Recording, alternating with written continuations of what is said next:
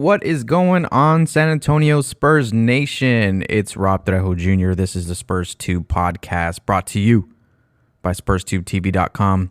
If you want to get on the show, if you want your voice heard, if you want your question answered, if you want your comment taken, and you want it turned into its own video, you want to talk about Spurs Nation on the channel, there's a way you can do that. Very excited to announce that when you join the Patreon at patreon.com/SpursTubeTV, you now have access to drop a question, a comment to be answered and turned into its own video.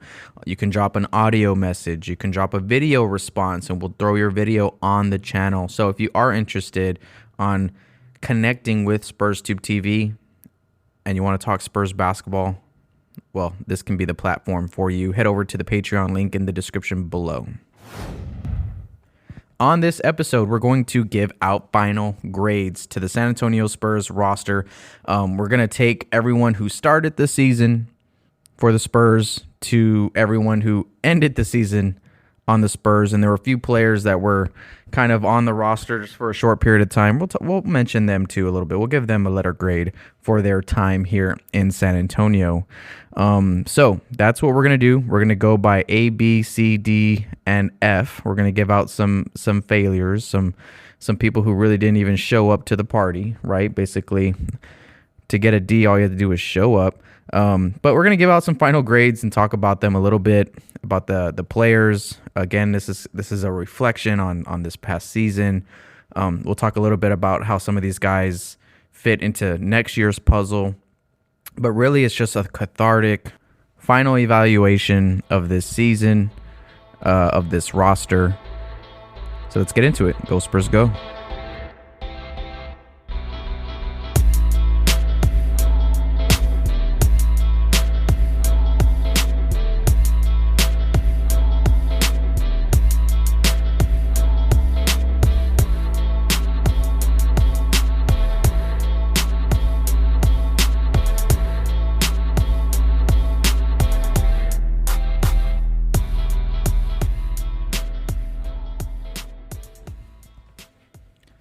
All right, so let's start off with the A's. Who's acing this class? Who's getting that 4.0 this season? Obviously, the one off the top is the most obvious. That's Dejounte Murray. You know, took the big leap this year. Could have been most improved player. Should have been, if you were to ask me. Murray was leading this team game in, game out. Took another leap in a very unselfish way, I want to add. Put an increase on all of his statistical categories across the board, and led the Spurs to most victories that we had. So that's easy. Dejounte Murray gets the first A. Who else gets an A? Well, let's talk about it. Jaco Pearl, to me, had a breakout season. I don't think anyone saw him developing and producing as much as he did this year. No one saw the assists. No one thought that the assists were going to go up. Nobody thought that he was going to be able to be in top 10 reboundings for most of the season, which he did. He was a hell of a rebounder for this squad, and really solidified himself as the main big guy on the roster. When you take him out of the equation, all that was left for this season, when concerning our 5 spot, it was a question mark. And he finished around the rim so much better. He was scoring the ball better. The little putt floater shots that he does were going in this season. Last year, we're very frustrated with that, and he just ultimately was the number 2 guy this year for the Spurs. When we did not have him on the floor, there was a little stretch there where he didn't play. We were in big trouble, and Dejounte Murray took advantage of Jakob's productivity. Was a great pick and roll duo with Dejounte. Dejounte found him plenty of times around the rim, in the pocket, driving to the basket, cleaning up everyone's stuff.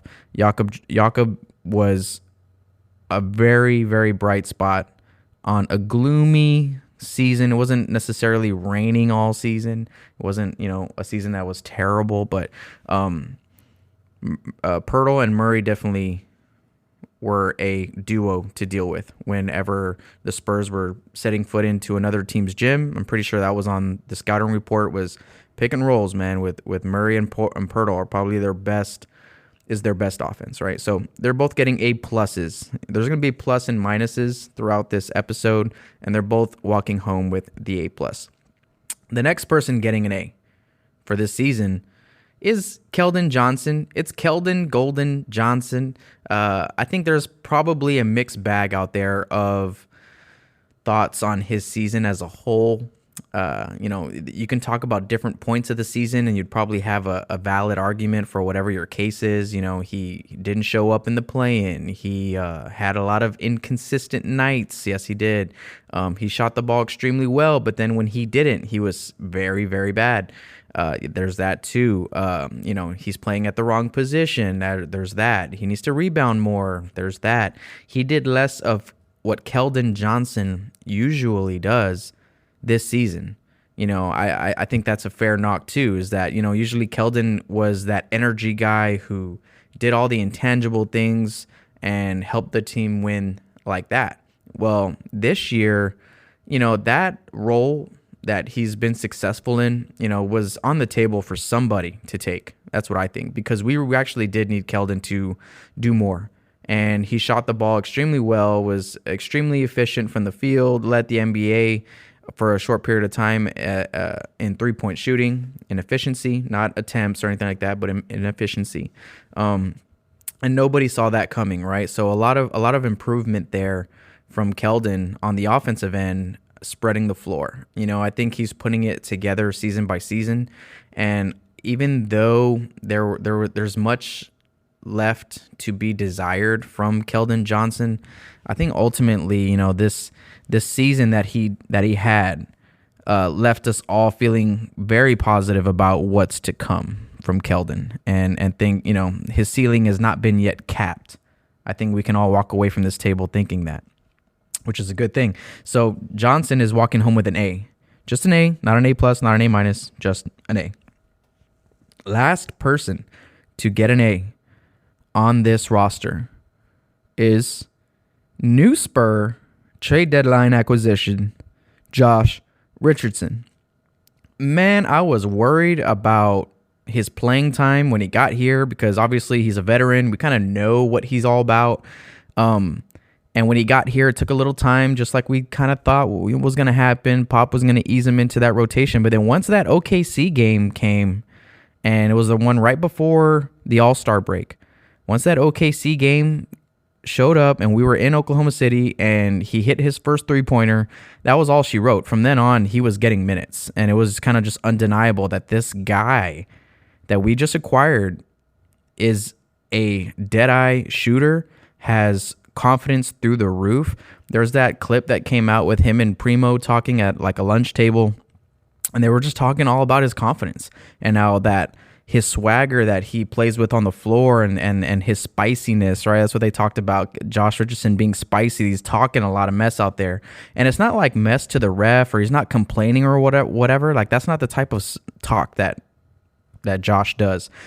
He's letting the opponents know. He's letting everyone else know that's playing on that floor that he's there, that he's bringing it, and that everyone should take notice, and that, when he hits a shot, he's feeling good about it, and he's going to hit another one. And, he's full of swag like that. And on a team that really did not have that swagger to it, I think Kelden brings it.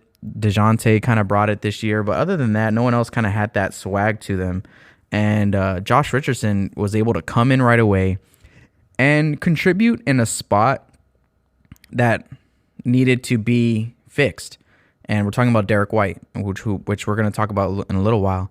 But Derrick White wasn't hitting shots. We needed somebody in the 2 spot to hit shots. We inserted Devin Vassell. Devin Vassell was able to give us scoring in the starting unit, but Josh Richardson was able to come in, defend extremely well. Never saw him blocking shots the way he did, or coming up in transition big on defense the way he did. And just so many times I was impressed by what Josh Richardson was able to do on the floor, scoring-wise, defensively, and to be able to kind of just pick that ball up and run with it, because automatically, like immediately, he became one of our like top 4 or 5 guys that we needed on the floor at all times, right? Like, that was extremely impressive and extremely hard to do for a team that's run by Coach Popovich. So Josh Richardson coming in late into the season, didn't play that many games with us, had a great couple performances sprinkled in there here and there, showed up in the playing game, put the ball in the hole a little bit here and there. So, I mean, just what he was able to do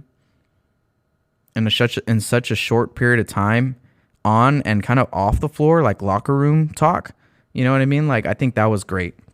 So, walking home with our A's for this season, you got Murray, Pearl, Kelden Johnson, and Josh Richardson. All right, let's talk about who is walking away with the B's this year. Do you love Spurs basketball? Well, so do we. I want to know what you think. Am I crazy? Am I a homer over here? Do I evaluate this team fairly, or do I have too much of a Spurs goggle fixated on my eyelids? Let me know what your takes are. If you want to drop your audio takes to be turned into segments of the podcast in future episodes, head over to that Patreon link down below where you can submit audio clips to be turned into questions for this podcast. Join the Patreon, patreon.com/SpursTube TV.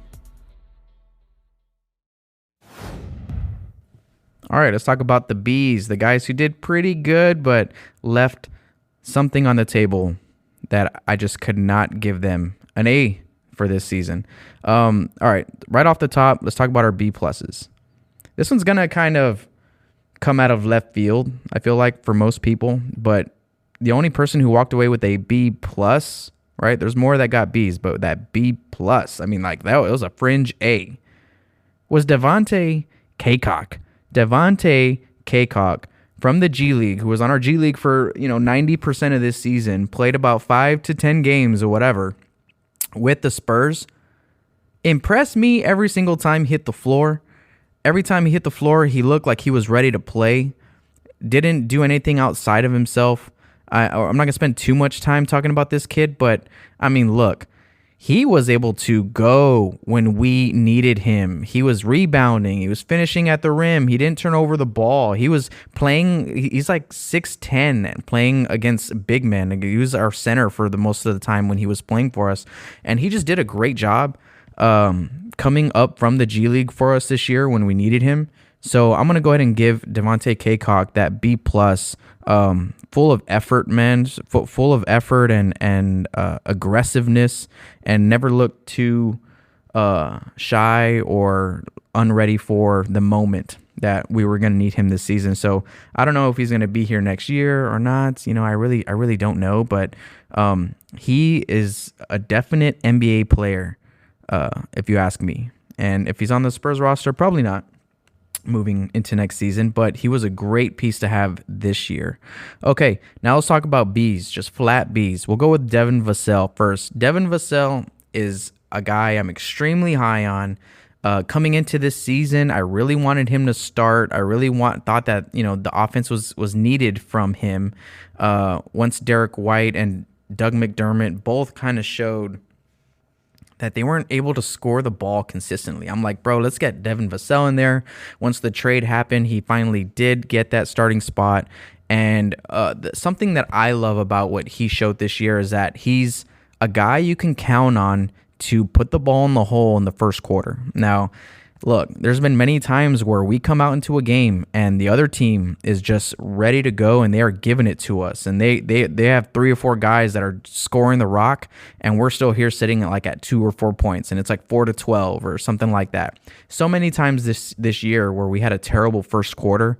I don't know how many times Pop talked about that throughout the season, how we start off slow and we give up a quarter in the very beginning of the game. Well, Devin Vassell, when he started games, was always ready to answer big time moments in the first. So I remember specifically that Boston game in Boston and that Philadelphia game in Philadelphia. They were real close together right after the trade deadline. And the only guy that looked like he was there for the matchup against those really good two Eastern Conference teams that are filled with stars and Embiid and Tatum and Brown, all those guys, the only player that we had that started those games that didn't look scared and looked like they were actually the best player on the floor, that was Devin Vassell. And there's something about that. There's something about the tools that he has, the offensive package that he has, his ability to shoot over just about anybody from all areas on the floor. That excites the heck out of me, and obviously the defensive stuff is unbelievable as well. But he's going to go ahead and get a B from me. I really wanted to give him an A, but I thought there was still a lot left in that starting unit that he can produce, and there were a lot of times where he missed big shots at the end of games. We talk about him being ready in the beginning. Well, at the end of games, there were many times where the Spurs called his number and the shot just didn't go down. They were good shots, but they got to go down. So Devin Vassell is walking away with the B. Joshua Primo gets a B as well. His rookie season, I think, should satisfy everybody. Everyone who's on the side of like, hey, we need to send him to Austin for a year. They need to develop and all that stuff. Well, we got that. We got that. He went to Austin a lot this year. He played a lot of games down there. He produced. He scored the ball. He learned how to run the offense. He developed tenfold down there. He grew. I think like going into like December, November, a lot of us were like, is this the same kid that we drafted who was like skin and bones, who's now walking around looking like a little mini LeBron, you know what I mean? Like in that sense of like from skinny to muscular. It's like he looked like he just put on this muscle out of nowhere. Not saying he's LeBron. I'm just talking about like, y'all remember when the body shifted for LeBron? It's kind of like what happened in 3 months for Josh Primo, which was crazy. So he's developing there. When we called him up as well from the G League, I mean, to start as many games as he did, I think it was something like 12 or something like that. As a rookie, as the youngest rookie in the league, that says a lot about him. That Pop and the staff are ready for him to grow and make mistakes because the upside is there, and that's huge because we all see the upside on the offensive side of the ball, but on the defensive side of the ball, he's way ahead of his years. He's way ahead of the group. Just kind of like how Devin Vassell came into the squad and was already like 3 or 4 times better than everyone else defensively. Primo has a little bit of that. So I'm going to give him the B because I don't think anyone expected him to like blow up or anything. But at the same time, when we did get to see him, our expectations, I think, were kind of tamed. And then he always rose them. Like he came out and played well for the most part and rose our expectations. So he's getting that B. Still a little bit more to be desired. There's consistency. There were some big games where he didn't come through. The play-in game, he didn't score. All that, right? All right. Last 2 Bs that I'm going to give out. And this is my last B flat, right? Just a regular B. It goes out to Bates Diop. Keita, Bates, Diop gets that B for the season. Honestly, I was a little bit worried when we let Luka Samanic go, and all the talk was about Keita, and he's going to be able to fill that spot. We hadn't really seen it yet from Keita, Bates, Diop at that point. But again, I think with about every forward or power forward and center this season, we really didn't know what was going to come minutes wise. And he was another one of those guys where some nights he would start, and then you go a week without playing or seeing him, and then he shows up in Los Angeles and gives a perfect game to LeBron James. Says, "Here you go, here's the best game of my life," and goes nuts in LA, and comes through. I love Keita. I love what he does on the floor. He rarely messes up. He stays within himself. He's not afraid to take big shots, and he hits them. He's not afraid to attack the rim. He puts it in the hole. When he's able to clean up the garbage, he has a really soft, patient touch when he has both feet in the paint and he's trying to put that ball back in the hole over a big guy or whatever. Using that crazy length wingspan that he has, he was able to softly put the ball in the hole so much this year that like he rarely missed. Bates Diop did a hell of a job being like maybe our 3rd or 4th last guy on the bench, and he would come in and just give us nothing but positives. I rarely see a blown defensive coverage, a blown rebound, or anything like that coming from Keita Bates Diop, right? And this season, he did fantastic. He's on a non-guaranteed deal. We'll see if we bring him back next year. I think there's a big chance that we do not. Like, I'm thinking 70-30. But if you were to ask me what side I'm on the 30% side. I'm like, man, if we can keep Keita around to be like that utility Swiss Army knife guy at the forward position, we need that. When we need rebounds, we can put him in there. When we need someone to finish around the rim, we can put him in there. He's obviously great at guarding the other team's forward. There were some times where he's caught up on a guard. He's extremely versatile. He's versatile on the defensive side of the ball. Can guard from the top down. He really can. So Bates Diop, I really hope there's a spot for him on this team, because I like guys like KBD, who should not be here, who should not be this good, and are, because they work at it. They develop. Right, so KBD, good job, walks away with the B. The final B I'm giving out is a B-. It's a B-, and it goes to another non-guaranteed guy in Trey Jones. Trey Jones, I think a B- is fair. I wanted to give him like a B or B+, but there had to be more minutes. There had to be more minutes for Trey Jones. Again, not necessarily his fault. That goes down to the coaching staff. That comes down to the coaching staff. But he is showing me, just like, a lot of these other guys, these young guys, that there's a lot of upside there. There's a lot of potential on both sides of the floor.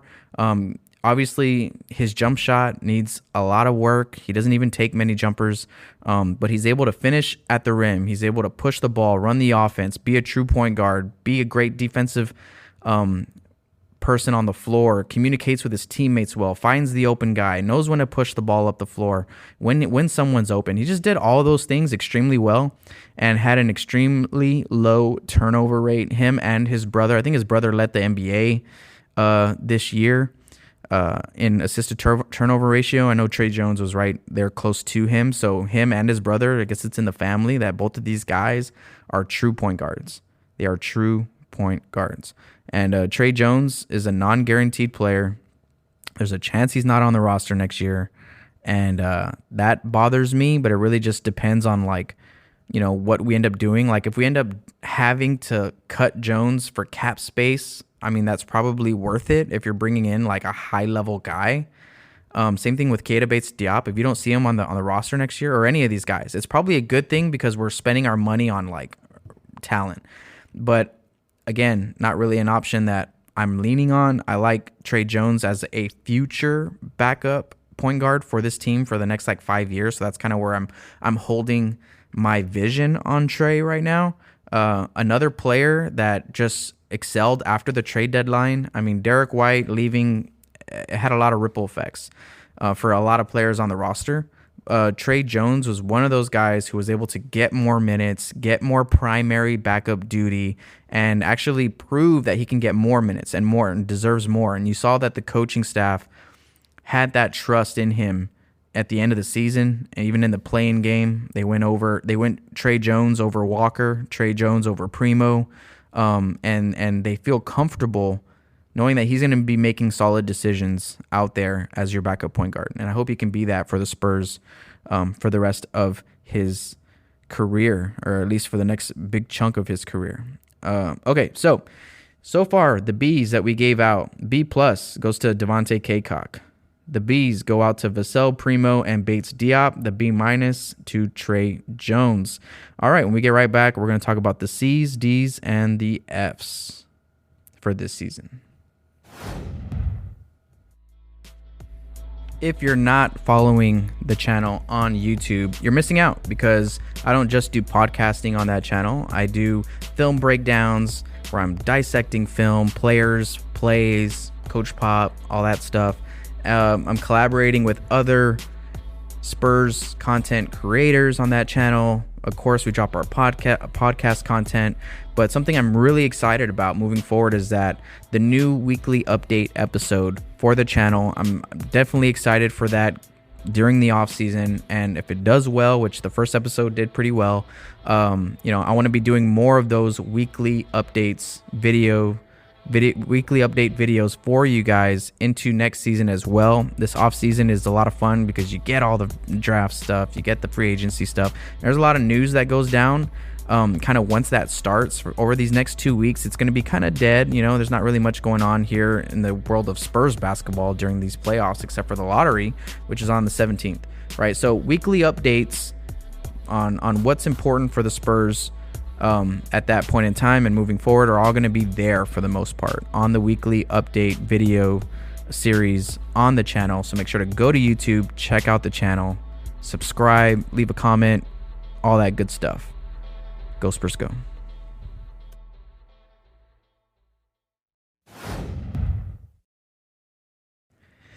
All right, so let's finish this report card out and let's start giving out some C's. The guys that barely passed for the season in my eyes. We'll start off with giving out the C pluses. We'll begin with Lonnie Walker the fourth. All right, so it's probably well known if you're listening to this that I'm very critical of Lonnie. That's because I've been very high of Lonnie ever since his rookie season. I've been trying to figure it out. What it's taken him so long to get his opportunity, or taken him so long to really find himself with this team. And I've been, chronicling all that since a long time ago. If you're a real follower of this podcast, you heard the episode where I was at the summer league with my pops, watching him play, going over it. So we've been on the Lonnie train for a long time, and this season was a big year for him. Everyone, I think, knows that he's in a contract year. He's up to be an unrestricted free agent or restricted. I'm not sure if it's restricted or not, but he's going to be a free agent. He's going to be able to leave the Spurs and go to a situation that better fits him, or even chase a bigger payday if the Spurs are not able to get him what he wants financially. Lonnie gets a C plus from me. It's a C plus. It's not a low C. He didn't almost fail.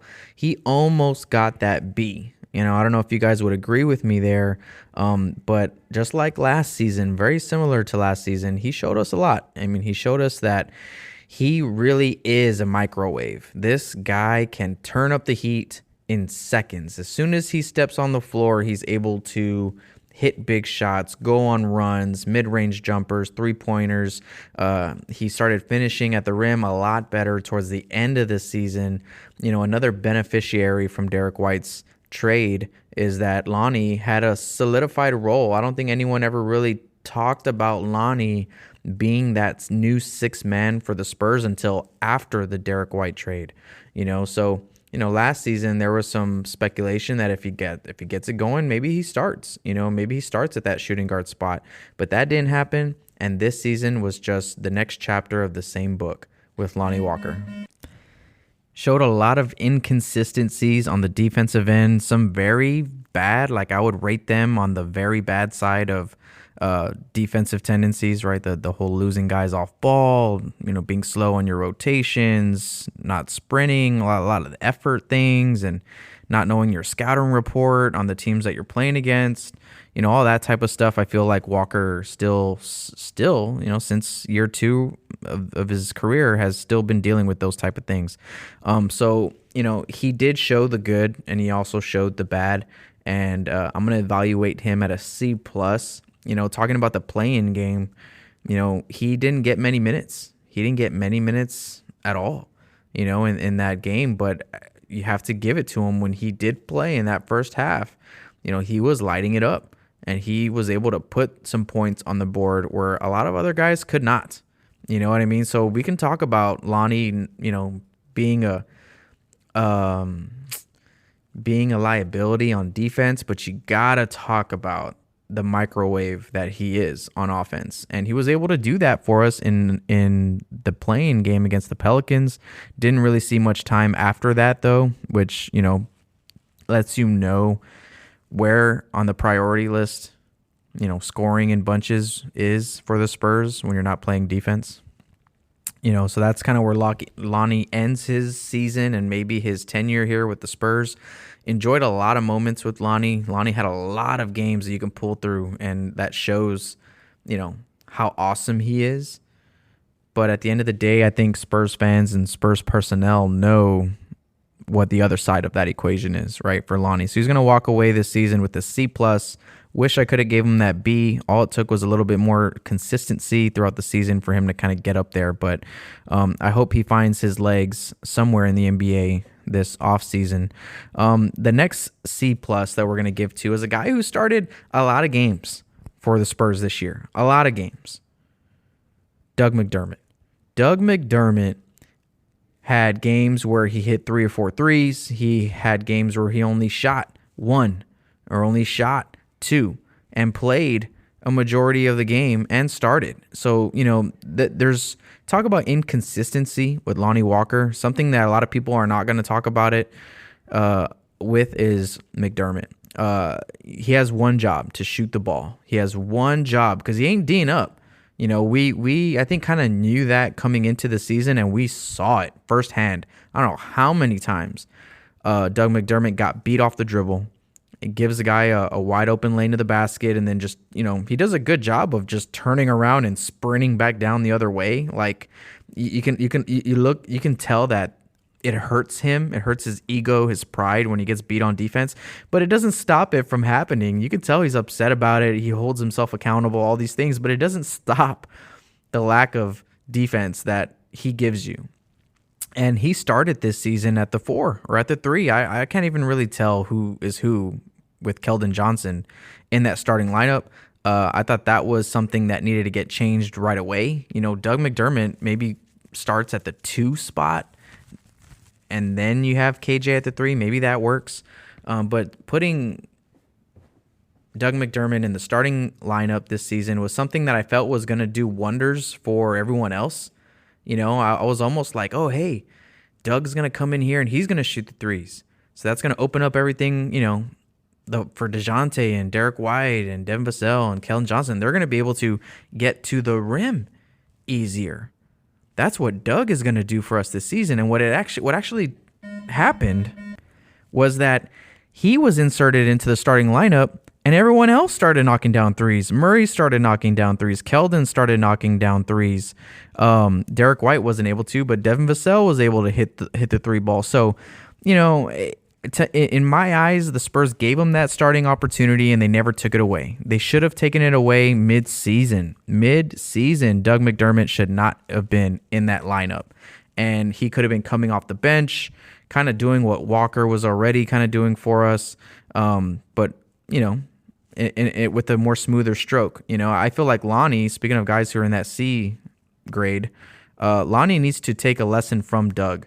And it's like, bro, if you're not going to be a great defender, you need to be putting it all in on the offensive side of the floor and shooting the rock. And I think Lonnie needs to kind of take from his game a little bit. Obviously, Lonnie can put on the floor where Doug really can't.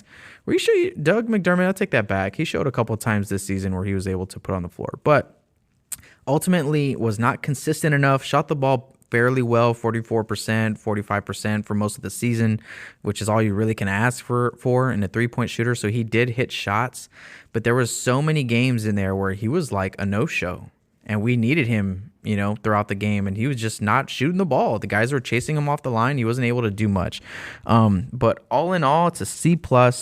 A little consistency for him and for Lonnie would have probably put them at a B for me, but it's the consistencies that give him that C. C for consistency, right? Next, we'll talk about the guy I mentioned a few times, Derrick White. Look, Derrick White, y'all know he has an A in my heart, right? I love what Derrick White does on the defensive side of the ball, but really that's all that gave him this C. He did not do anything on the offensive side. Wouldn't get to the rim, wouldn't finish at the rim the whole first half of the season. Couldn't shoot the ball at all this season.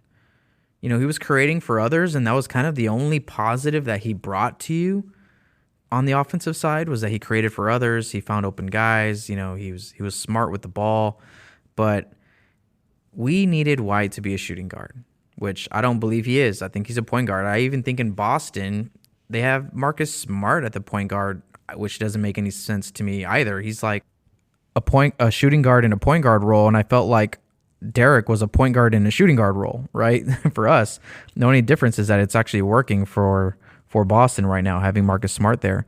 But Derrick White, I mean, he's a point guard. We've seen it. The reason why I say that is because we've seen it. We saw him do it against Denver 2-3 years ago. We saw him the whole first 2 years of his career being in Austin and having a little bit of minutes with the Spurs. In his early career, he was a point guard. Never did he come in for a shooting guard role. So, he earned his spot with us. He earned his contract. And then when we needed to make a pivot and get him into that shooting guard spot, he was not able to do so, and ended up inevitably putting him on a different team because they chose Dejounte over Derrick White. So he's going to go ahead and get that C ended up getting traded off the team. The last C that we're going to give out goes to Zach Collins. As a guy who missed the majority of the season because of, rehab, it's hard for me to grade him too hard. You can see a lot of the rust that was coming off of his game throughout this season. Defensively, getting beat off the perimeter or at the rim or getting dunked on. You just tell there was a lot of that rust where they were taking advantage of him a little bit with all that. But at the same time, he showed you the flashes of, hey, I can hit a jump shot every once in a while. I can still protect the rim. I can still do some things.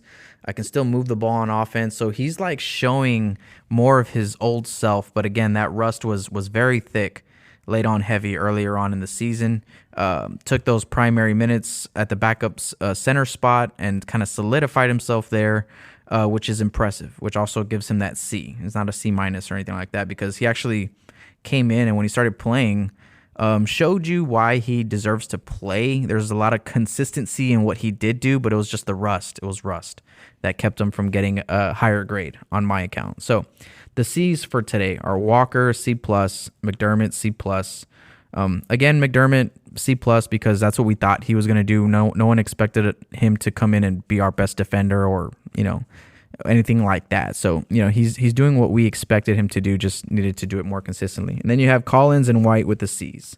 All right. Now let's get to the failures. Those kids. But I'll tell you what, the D's get degrees if you're in college. Jock Landale starting off the D's with a D+. Obviously, I think he's one of everyone's favorites coming into the season. Took him a long time to get playing time. Once he did, he showed a lot of poise, a lot of competitiveness, and he showed that he was ready to go in the beginning. But once he started getting a little bit of consistency in those minutes, I think he started tapering off a little bit as the season went on. Didn't shoot the ball all that well as the season went on. Showed that he's a great teammate. I think that's one thing. I think that this year he learned a lot. He learned a lot about what it's going to take to be a big man at this level. Because, he was a great big man in the FIBA games and in Australia or wherever he was before this, which is not the NBA. You know what I mean? Big men have a tough job in the NBA. They got to rebound. They got to bang with the big guys. They got to deal with athletic beasts. They got to now deal with bigs that can stretch the floor, all that type of stuff. So Jock Landale, I wish, did better with the minutes that he did get. He's going to get a D+. Really, he's failing because I feel like there was opportunity for him to just take it. Kind of like the way Zach did, just take it, right? And he wasn't able to do that. And then we never really saw him that much ever again. There were more games where he did not play, probably than most players on our roster. And ultimately, I still think there's a spot for him in this league. Even with this team, he provides a different look that we just never experimented with. We're like, oh, we have a big that can stretch the floor and do these type of things, pass the ball. All right, let's see how that goes. And it was like the Spurs didn't even do that, which tells me something too. I mean, I don't think it was because they didn't like him or anything like that. It probably had to deal with his defense or his rebounding or attention to detail or something like that, right? So Jock Landale's going to get that D+. The next three guys are getting flat Ds for me. We'll make this one a little bit quick. We're gonna finish this off on a faster note here. We got Brent Forbes, obviously, who was here, no one knew why. Then he was gone. It was like, okay, we love him here as a person, but as a player, we're kind of over it. And he only had 2 or 3 games, I think, where he had like 3 or 4 threes. He played plenty earlier on in the season. Things were a little bit short with him, though. He did not start, and everyone was scared we're going to get a repeat of 2019. Well, he didn't start. He came off the bench in spot minutes. He didn't play every game. And he actually shot the ball pretty well in those moments, but inevitably, he didn't belong on this roster anymore, and he got traded, right? So D for Brent Forbes, not getting an F because he actually did hit some shots for us. Thaddeus Young gets the other D, right?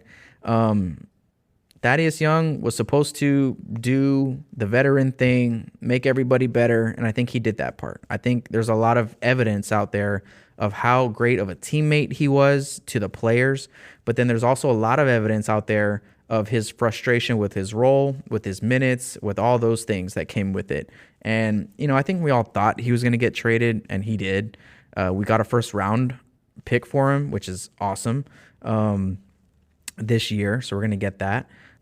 But the minutes that he did get earlier on in the season, where it was mostly Drew Eubanks getting backup minutes, and then it started to get to Thaddeus Young, he didn't really do anything either. And when he was out there on the floor, half the time he looked like he didn't want to play, or like he wasn't there to score. He's like, okay, I'm going to play to help out all the young guys, and I'm going to move the ball, and I'm going to, do handoffs, and I'm going to set screens and whatever. But I'm not going to be aggressive, like to hurt myself and risk my body or my career for a team that's not going anywhere, or a situation where I thought I'd be playing more, but y'all want to put me in at the end of games. So I'm not really going to, play too hard. That's kind of how I saw Thaddeus Young handling this situation. It was some good, and then there was some bad. Ultimately, he's going to get that D because we got that draft pick for him, and I think he helped out our young players a lot, but ultimately not as much as I would have hoped. The last player getting a D is Drew Eubanks. He almost got an F, man. I just couldn't do it to my guy Drew. He got traded as well with Thaddeus Young to the Raptors as part of that deal. He ended up getting waived and ending up on the Portland Trail Blazers, his hometown team, at the end of this season. Drew Eubanks, I love that guy. He worked his tail off while he was here, but this was his moment to shine, and he was unable to do so. All this offseason, we're talking about him shooting the ball, did not shoot the ball. He had an opportunity this season to play, got plenty of minutes, was the primary backup role. Pop even said that's what we thought was going to happen in the beginning of the season, and that's what he got, backup minutes to show, hey, I can pass the ball now, I can shoot the ball now, but he never did. Never found the confidence, never experimented with hitting guys back door and impacting the games in different ways. He just stayed who he was, which isn't a knock on him. It's very hard to do what he's trying to do and to make it this far in the NBA. It's he's done great. He's had a great career, all things considered, where he was supposed to be, maybe even undrafted or not even in the league. He's doing great. And he had a couple great moments with Portland as well. But we're moving on from Drew. And I think we gave him all the opportunity in the world. We gave him a contract for his hard work. We did all those things. Now, he didn't deliver in getting better. He rebounded, he set screens, and that was about it. He finished the ball around the rim. That was about it. He had that between the legs pass from Dejounte Murray earlier in the season that he finished dunking over somebody, which was awesome. And he's put some people on posters. That's about it. And so now that we're like about to get a influx of draft picks or new players, it's time for him to go. And it was time for him to, continue his journey somewhere else. But I think the reason why obviously he fails this report card for me is because I wanted him to show more this season.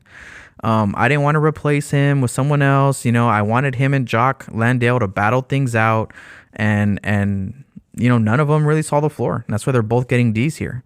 Eubanks got the opportunity and then was gone. Landale never got the opportunity. Once he finally did, it was kind of mediocre, and then the opportunity was gone.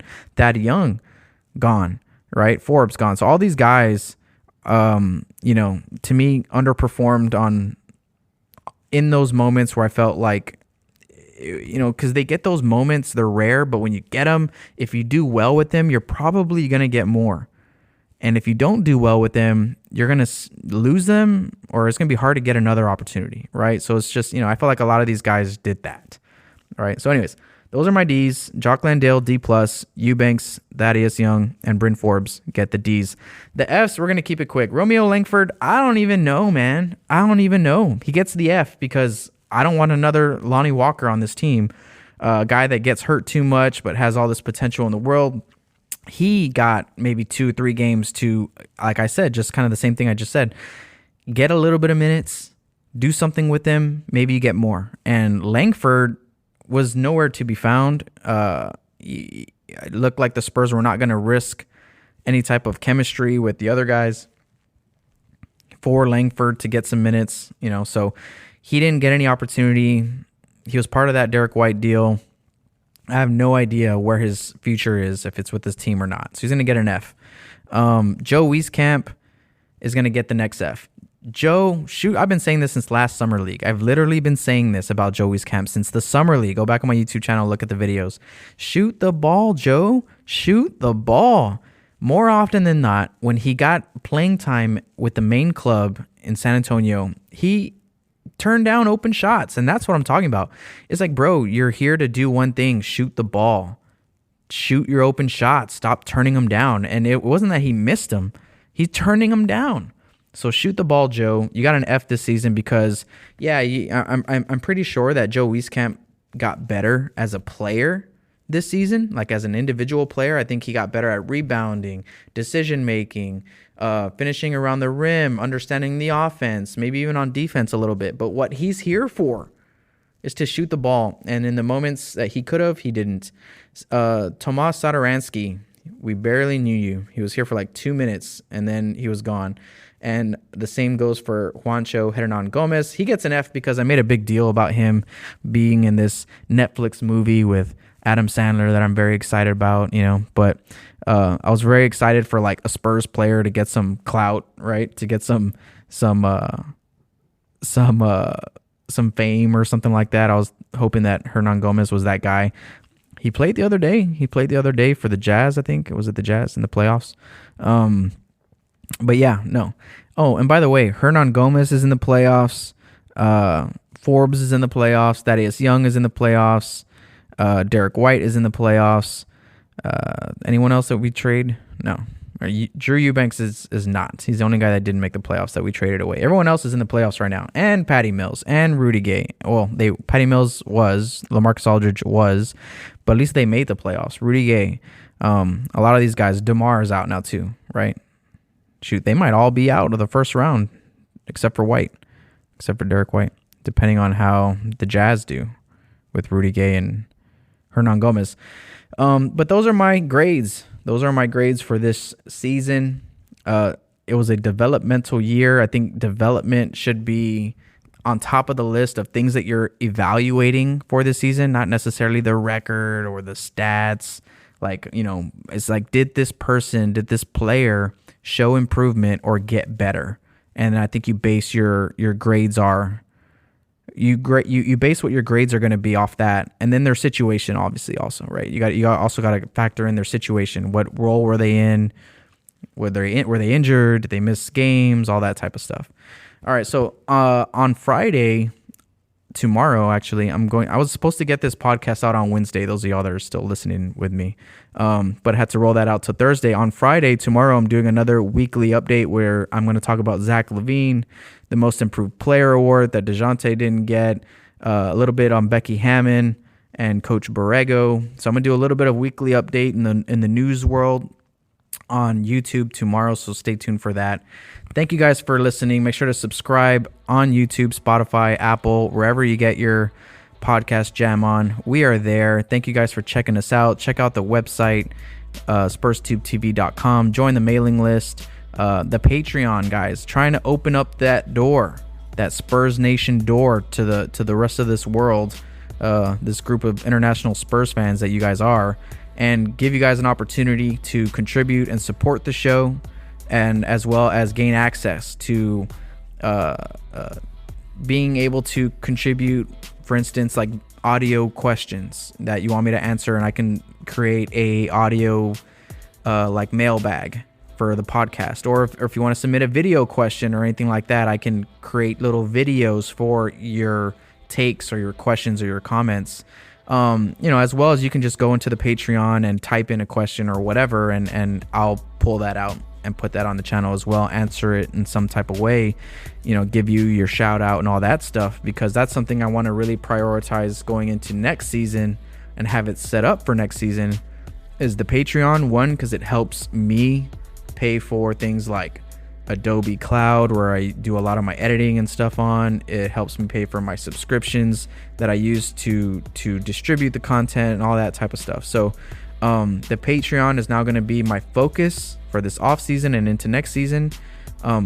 Growing that Patreon, getting more of my awesome listeners and people that follow my content. Thank you so much. I thank you guys just for listening.